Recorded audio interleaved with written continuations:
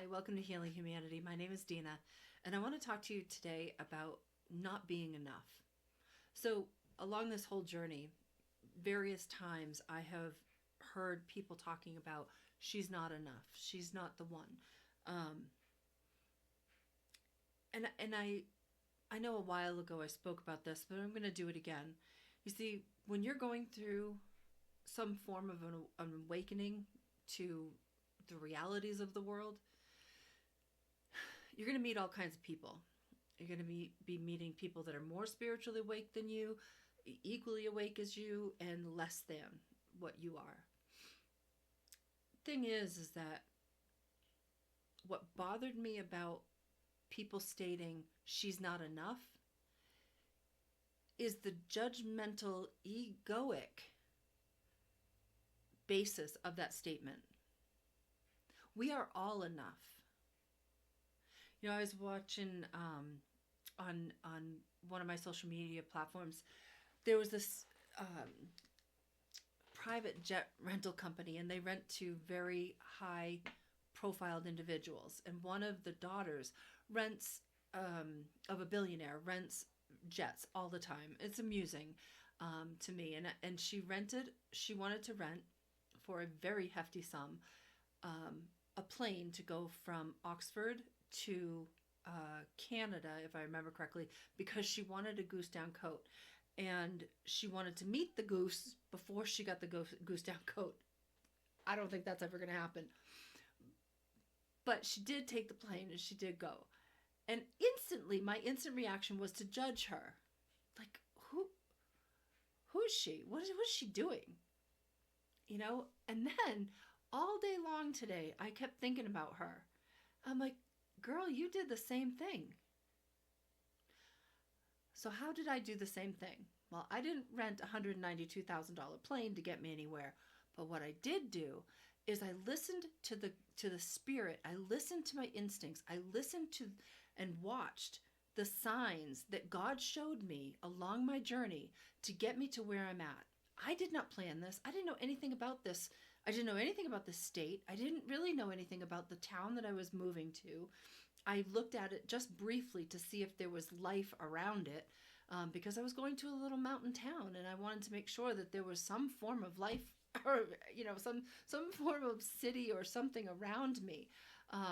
Although I didn't mind being in the woods, I definitely didn't want to be completely away from the rest of humanity. So how does that relate to renting a plane from Oxford to Canada? Well, because she told this gentleman, that rents these planes, she said, I want the factory closed down and I want to meet the goose, and I just want to understand where my jacket's coming from before it's actually made. Now, I'm judging her initially because who spends that kind of money, for one? Who his father the father's going to run out of money, and who's going to want to they're not going to shut down a factory for her. Then I thought all day today, like, girl, you have done the same thing, only in a different way. So all of my life, I know and have known. And this, I think, I thought it was interesting because she handled it in such a way that was very powerful. Whether she'll get it or not, for that particular situation or that particular item, to be able to purchase something is not quite the same. But the method that she used and the thought process that she used is amazing to me. And most people don't learn that, especially, I think she's 18 or 19 years old, especially at such a young age. She knew full well, probably from her father, that you have to go to the top to get results. You have to go to the top. You cannot keep waddling around in the pond with all of these other folks that are just muddying the waters. You can't. So you have to go to the source. That brings me back to me. So all my life, I have known that you don't, to get anywhere, you have to put yourself in different situations. You have to say yes to certain things that most people normally wouldn't. You have to get over feeling unworthy, unappreciated, or not valued, or you have to get over the shyness, which I definitely had to. um, I remember being young and having to make that conscious choice, like, you have to not be like this. I remember being told, you need to take up more space, because most women will sit there and they'll just be in this little shell. And I don't remember who it was, maybe it'll come to me at some point, but somebody told me, if you want to be seen, you have to take up more space. Okay. And if you want to be respected, you have to take up more space. So that's how I started to live my life. I was taking up space. I was, um, not afraid to take up space where most people would not. Most people would not, um, would just let people sort of pass by them or walk over them or control them. And that's never been my situation ever. And so, when this girl was, as I was thinking about her all day today, I was thinking, you know what? That's exactly what I've done. Unbeknownst to me, and this is a God-driven thing. And people that say to me, "Oh, I'm not really sure about God." Well, I get that. I wasn't really sure either my whole life. But here's one thing that it did do. It led me to people that were the ones that were the controlling parties in a situation that I found myself in, that I chose to be in, but I wasn't getting anywhere. I was told I was not enough. I was laughed at. I was pushed aside, not taken seriously. Somehow, God led me to the leaders. God led me to the people that needed to see who I truly was or am in order to be taken more seriously. And that, to me, that is amazing, because I didn't choose this. I didn't seek this out. I didn't know who all these people were. I do now, and I'm amazed, and I'm humbled, truly humbled, because it isn't something that I chose or sought out to do at all. Um, it was completely 100% God driven, watching the signs, watching the synchronicities, listening to the pieces, like watching and listening to the pieces of the puzzle that started to come together and said, okay, you need to go to this state and you need to take that job. And so I did. And when you get there, go to that church, because somebody I know used to go there and they're good people. I think it's going to be what you're looking for. So I did. And unbeknownst to me, through this whole process of the disrespect and the being sent on wild goose chases, and not being taken seriously, being laughed at, being told you're not enough,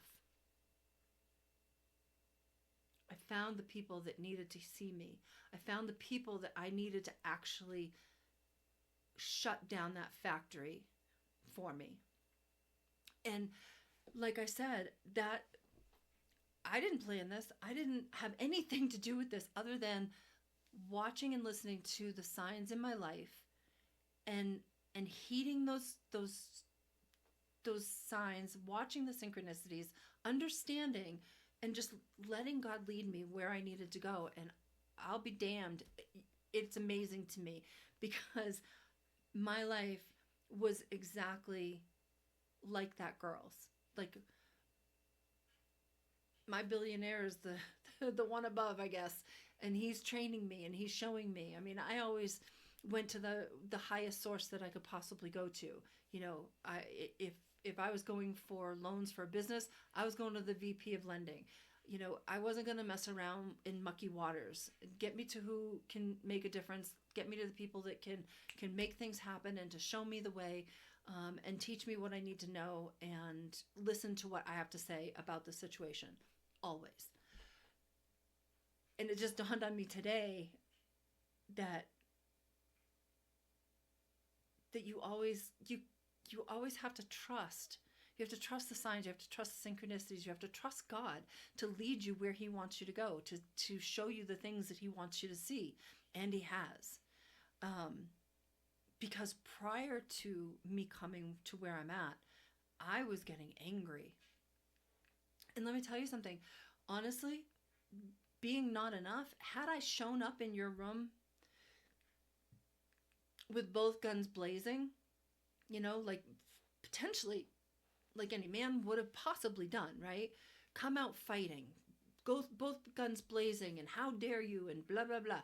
You'd have thought I was A, obnoxious, B, crazy, C, unworkable, like not worthy to be worked with, which was already kind of the narrative as it was anyway. And so it was termed as being too shy, too nice, too kind, to make anything happen. Then, if I came out with both guns blazing, and I knew this already, I wouldn't have been taken seriously at all. You would have judged that so much more harshly than me just sitting in silence. So I did. I sat in silence for a very, very long time, and I waited and I froze. They called it permafrost, and that's okay. I wasn't quite sure what was truly going on, but I knew I had to stay silent, because if I didn't, I would never have gotten to where I am at now. And I thank God that things happened the way that they did, because God, my billionaire father, led me exactly to the top.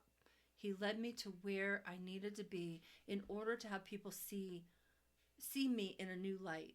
I could not stay in those mucky waters. I could not stay with people that were being led by their ego because they now had power and control. But they definitely, at that point, not that they can't change, but at that moment, during those periods of time, they did not know how to yield it properly. And I knew that. And so for me I had to back away. I had to get out of those mucky waters. I had to go and do something different. And God knew that. It wasn't my choice, to be where I'm at. Well, I mean, it was my choice, but it wasn't like I didn't seek it out, I guess is what I'm saying. And so, twofold message here. Threefold. Three things. One, never, ever underestimate anyone. Never say that they're not enough, because you don't know truly who they are until you actually have a conversation with them, for one. For two, always go to the top. Always seek to be seen by the right people, not by many, just by the right people who understand, who can help make a difference. And I forget the rest. I forget the other one. But just really know that, especially if you're a woman, it's okay to take up space, not obnoxiously, not in an ugly way, not with both, guns blazing or anything like that. It's okay to quietly take up space, because when you put yourself in a room, they can't ignore you. Even if you're not saying anything, just being there, they cannot ignore you. And that is the most powerful thing in the world. And I think that's what God has shown me. Over the years, I've been put in situations that are odd and uncomfortable, and tested me for sure. And I guess this did. It's definitely put me in a couple moments where I wanted to just walk away from it all here, but I'm glad I didn't. I'm really glad that I didn't. I'm really glad that I allowed time to pass. I'm really glad that I allowed people to come to their own judgments. And I'm glad that I was patient, and I listened, and I waited for God to move. And, just know that it's all for the good. It is all for the best. Even in those moments where you want to give up and you want to walk away and you want to scream at somebody because they're not judging you correctly, or they're not seeing the reality of the whole situation. Be patient. God's got your back. I know He's definitely had mine. So, until next time, my friends, keep healing.